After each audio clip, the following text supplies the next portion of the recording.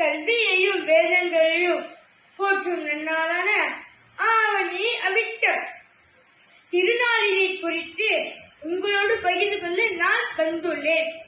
ஆவணி மாதத்தில் முழு நிலவும் அவிட்ட நட்சத்திரமும் இணையும் நாளே ஆவணி அவிட்டமாகும். இதனை உபகரமாக என்று கூறுவர். கல்விக்கு குறிப்பாக ஆன்மீக கல்வியை கற்பதற்கு உரிய நாளாக இது கருதப்படுகிறது.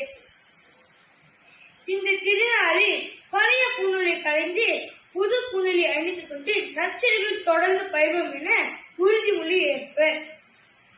இது புதிய ஆன்மீக தொடக்கமாகவும் முனிவர்களுக்கும் ஆசான்களுக்கும் நன்றி செலுத்தும் நாளாகவும் இது கொண்டாடப்படுகிறது. கல்வியை கற்றுக் கொடுத்த ஆசான்களுக்கும் போற்றும் உன்னதே திருநாள் இது.